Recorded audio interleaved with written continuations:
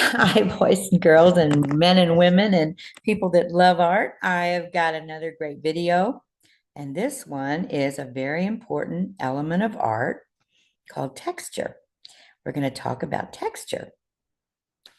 Now, again, texture uh, is one of the very important elements of art.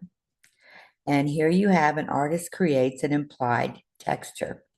When you start drawing, we have line, shape, and then texture. And texture is what makes our drawing look realistic. Here, the artist creates scales. Do you think a reptile texture has been created?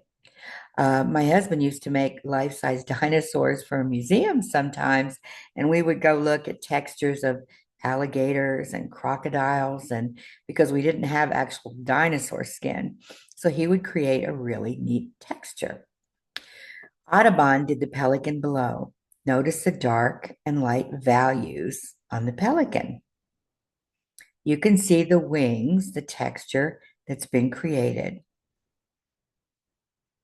You can practice doing different kinds of feathers. Here's a wide variety of feathers.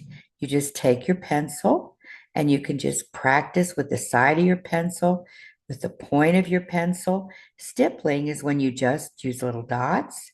Cross hatching is when you use lines that are crossed.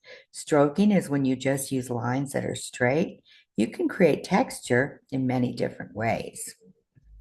Here we have an awesome bear.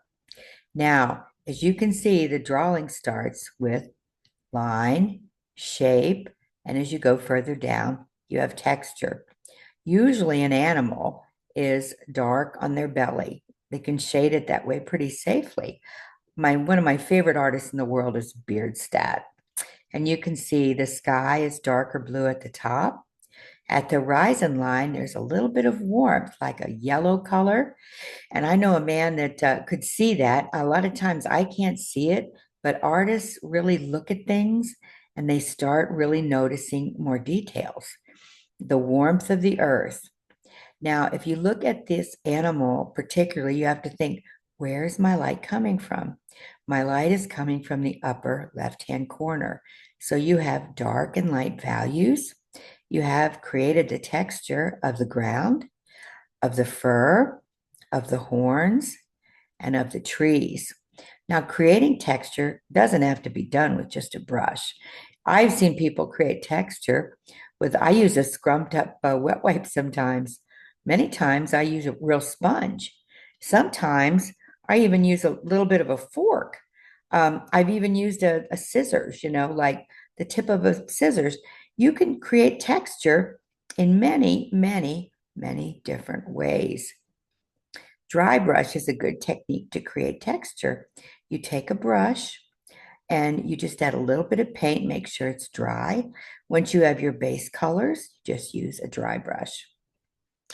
Now here we have an old frame that looks like it has a rough texture. So as you can see, creating something old, sometimes you have to smooth different, you could use oil pastels or charcoal, and pen and ink, you could use mixed media. Your assignment, this is one of the first elements and principles of art, is to create a texture on a sphere. Now, you can create anything you want. You could create a pizza, really, or anything round. But your assignment is to take a sphere and create a texture and then turn it into something. See you next time.